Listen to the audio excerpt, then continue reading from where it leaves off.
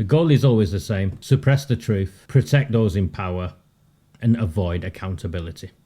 That's what a government cover-up looks like. You suppress the truth, you protect those in power, and you avoid accountability, no matter the cost. History, as time after time after time, has shown us that when a national scandal threatens the government's authority, officials follow a 7-step strategy. I'm going to show you this 7-step strategy now. It says, banging is, I've got a screen in front of me. It just went off, so I have to give it a whack to bring it back up. First, they deny.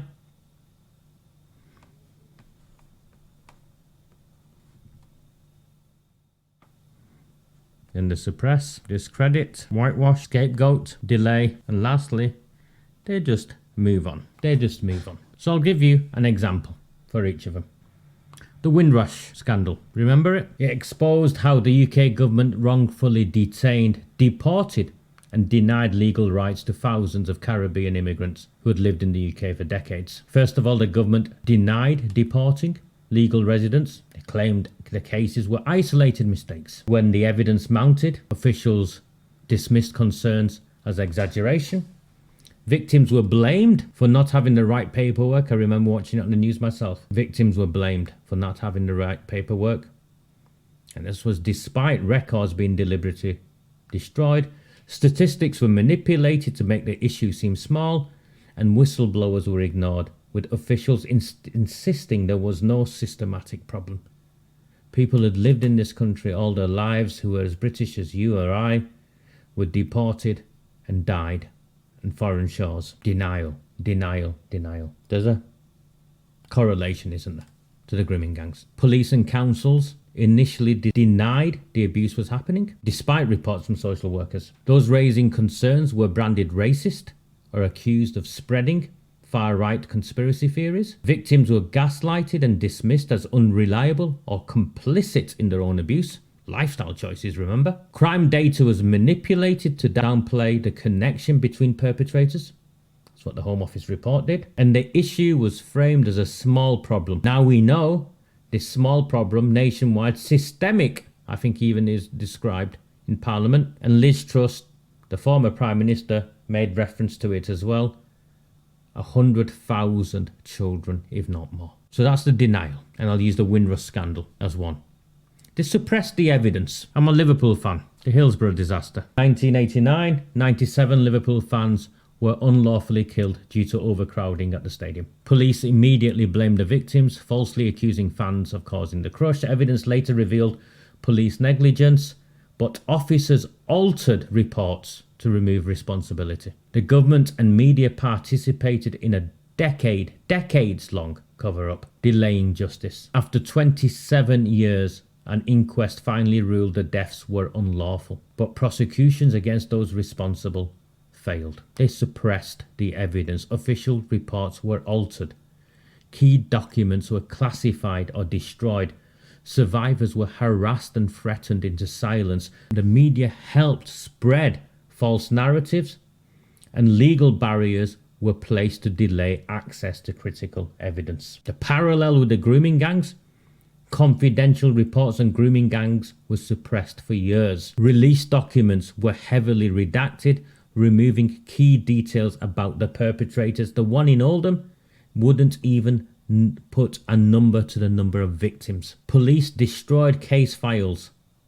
The minutes of the meeting, remember, in Manchester, have gone missing. The minutes of the meeting were they decided to close an investigation into 97 known rape gang members. Social workers who spoke out were silenced, forced out of their jobs, or threatened. And the media avoided serious coverage until public pressure forced them to report it. And as soon as the pressure goes, they go back to how they were. When the truth becomes undeniable, so when denial no longer works, authorities work to hide, destroy, and manipulate the evidence.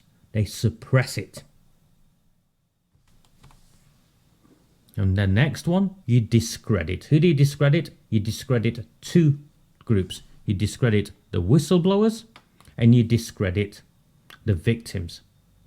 I'll give you an example. Remember this man? Dr. David Kelly went for a walk into the forest or the woods, never to, and died. Apparently he killed himself. Dr. David Kelly was a weapons expert who exposed government lies about Saddam Hussein's supposed weapons of mass destruction. That's who he was. Weapons of mass destruction was used to justify the Iraq war. After being named as a source, he was aggressively questioned and later found dead under suspicious circumstances. Officially ruled a suicide. The government denied pressuring him, but many believed he was silenced. The subsequent Chilcot inquiry revealed the Iraq war was based on false intelligence, but no senior official ever faced prosecution. Kelly exposed false government claims, and he was publicly humiliated. His personal information was leaked. Who do you think leaked it? And he was found dead under suspicious circumstances, and the government never faced any consequences. Parallel with the grooming gangs, social workers who reported the abuse were accused of racism. We who whistleblew were accused of being far-right activists. Survivors were portrayed as unreliable, damaged, and their past used against them. Lifestyle choices. Journalists covering the issue are smeared as far-right agitators. Campaigners were arrested or silenced for reporting on trials or just campaigning for a public inquiry. And as much as I don't like her, you've got to acknowledge it. MPs like Sarah Champion were forced out of their roles after speaking out. Discrediting the truth tellers is essential to keeping the cover-up intact. So you suppress and you discredit the whistleblowers and the victims. You then whitewash it. How do you whitewash it? It's a controlled inquiry or a whitewash investigation. A controlled inquiry or a whitewashing investigation. So when public pressure forces an investigation, the government ensures it avoids real accountability. And to continue with Dr. David Kelly, of course, the one is the Chilcot inquiry, which was the inquiry into the war in Iraq. It took 7 years to publish its findings. The report confirmed that Tony Blair misled Parliament. What does misled mean? Lied. Confirmed that Tony Blair misled Parliament, that the war was unnecessary, and that intelligence was manipulated to justify invasion. That's what the inquiry found. However, it stopped short of calling it illegal, and no senior figures were held accountable. The government's goal was clear: delay the truth until public outrage faded. 7 years delaying justice. And after that, it avoided direct blame. The report was heavily redacted, removing key details, and even though it admitted failures, it stopped short of declaring criminal intent, and not one person faced criminal prosecution, despite the lies that led to war and the killings of what? 1 million people? Is there a parallel with the grooming gangs? Of course there is. Multiple inquiries were delayed for years to avoid immediate political fallout. Just look at what's going on now.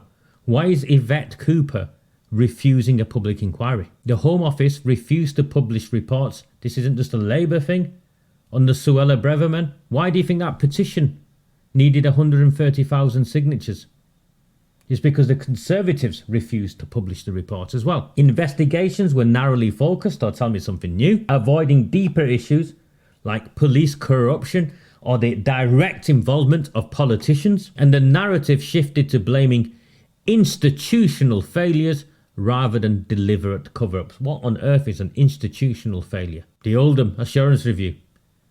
There was no cover-up. There was no cover-up. But line after line in that report was clear evidence of a cover-up.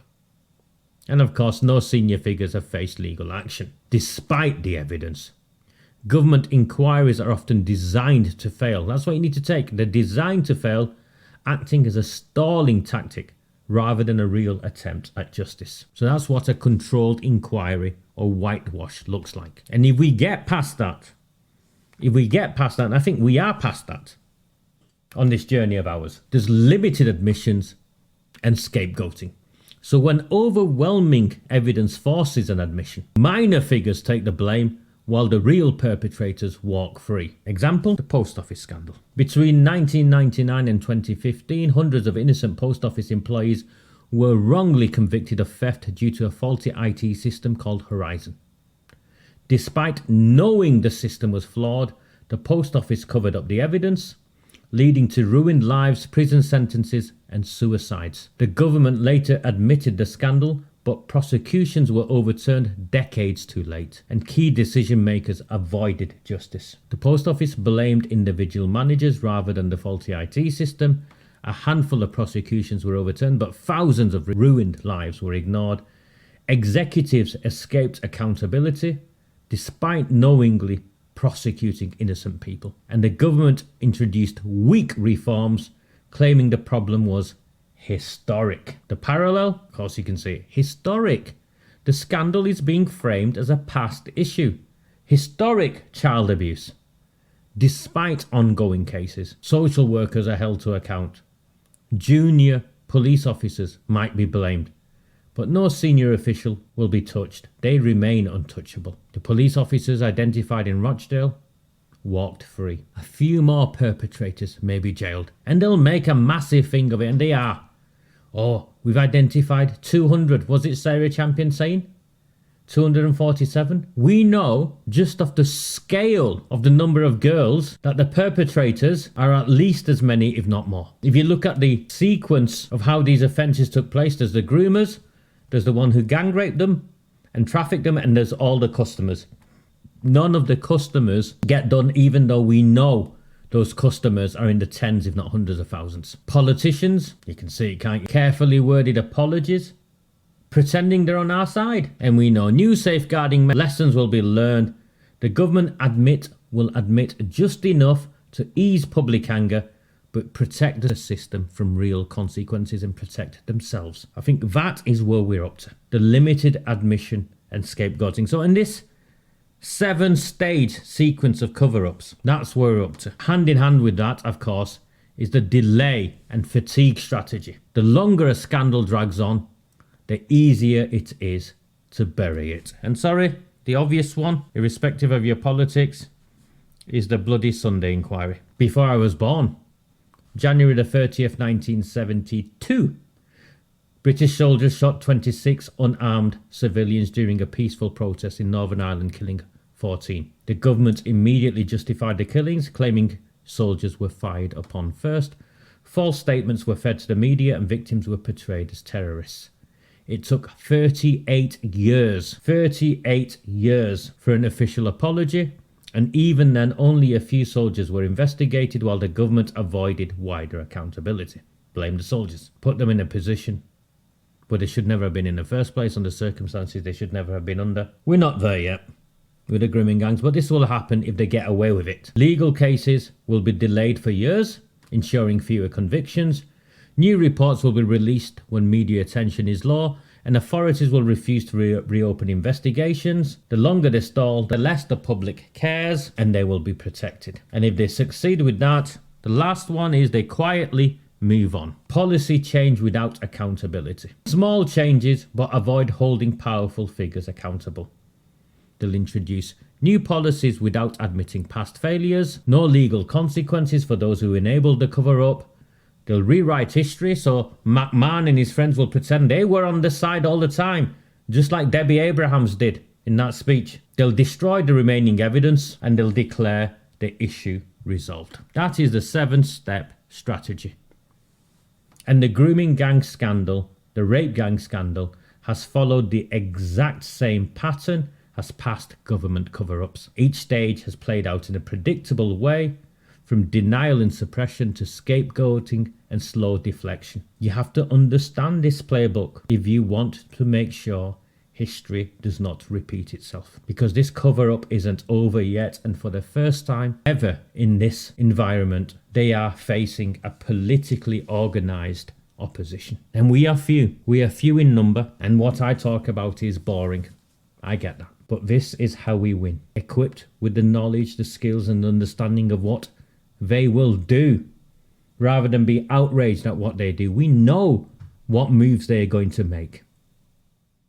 And it's how do we counter those moves. And that's why I'm here. And that's what I've been doing for as long as I've been doing it, which is why we've got to where we are.